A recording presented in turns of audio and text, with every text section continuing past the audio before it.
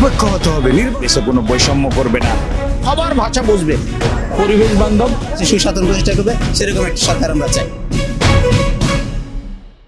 আমার কাছে যেটা মনে হয়েছে যে পরবর্তী বাংলাদেশ যদি আমরা জুলাই স্পিরিট কিংবা আমরা যদি মুক্তিযুদ্ধের স্পিরিটের কথা বলি, তাহলে আমার কাছে মনে হয় যে এরকম একটা বাংলাদেশ আমাদের লাগবে যেখানে দুর্নীতির ক্ষেত্রে আমরা একটা জিরো টলারেন্স দেখাতে পারি।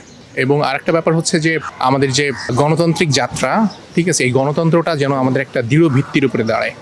ঠিক আছে, মূলত এই দুইটা জায়গায় আমরা যদি ফোকাস করতে পারি, তাহলে আমার কাছে মনে হয় যে জুলাইয়ের স্পিরিট বলেন কিংবা মুক্তিযুদ্ধের চেতনা বলেন, এবং সেই সঙ্গে আমাদের বর্তমান তরুণ সমাজের যে আকাঙ্ক্ষা, সেই আকাঙ্ক্ষার বাংলাদেশ ভালোভাবেই বিনির্মাণ করা সম্ভব।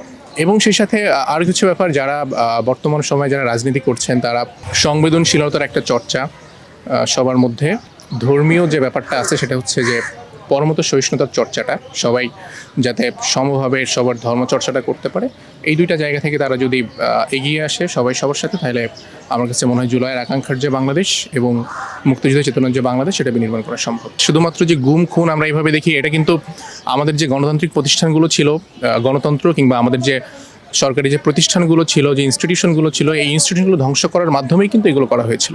সো আমরা যদি গণতন্ত্রকে একটা সুদৃঢ় ভিত্তির উপর প্রতিষ্ঠা করতে পারি এবং সেই সঙ্গে যে ইনস্টিটিউশনগুলোকে শক্তিশালী করতে পারি, তাহলেই আসলে আস্তে আস্তে এই জিনিসগুলো ঠিক করা সম্ভব।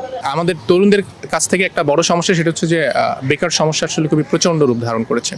সো এই বেকার সমস্যাটার এই জায়গা থেকে অবশ্যই কাজ করতে হবে যে নতুন সরকার আসবে তারা অবশ্যই বেকার বান্ধব হবে এবং কর্মসংস্থানের জায়গাটাকে যদি আরও সুদৃঢ় ভিত্তির উপর দাঁড় করানো যায়, অনেক কর্মসংস্থান তৈরি করা যায়। কারণ বেকার অনেক বেশি বাংলাদেশে, এবং শিক্ষার মানও দিন দিন কমে যাচ্ছে। শিক্ষার সেই মানের জায়গা থেকে সেটা হচ্ছে কর্মসংস্থান বান্ধব, বেকার বান্ধব একটা শিক্ষা বাংলাদেশে প্রচলন করতে হবে। এটাই মূলত আমাদের প্রত্যাশা।